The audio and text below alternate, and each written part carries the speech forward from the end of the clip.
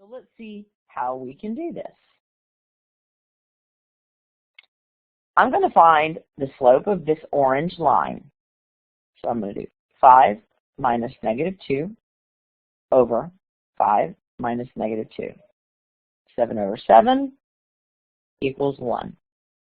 So I've got a slope of 1 here, okay? Then I'm going to take, this point right here. Obviously, there's a hole in the graph right here. There's a hole in the graph. From Module 5, we would have learned that if there is a hole in the graph, that meant there was a factor that canceled out. So I'm going to write the equation of the line.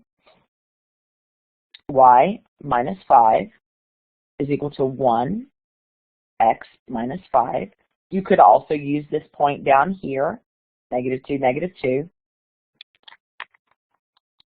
So this is going to be y minus 5 is equal to x minus 5. I'm going to add 5, and I've got y is equal to x. Okay, now I want to look at my vertical asymptotes and my horizontal asymptotes.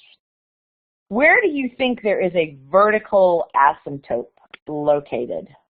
I'm just going to take this and move it across. Remember, vertical asymptote will not ever touch either of the two rational parts. Okay, so it looks to me like I've got a vertical asymptote at x equals 4.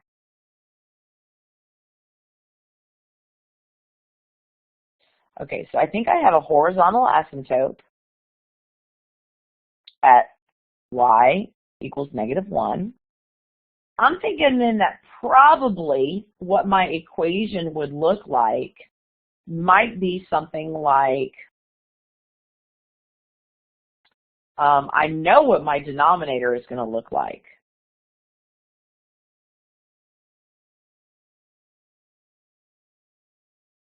And I know that I have a horizontal asymptote located at negative 1.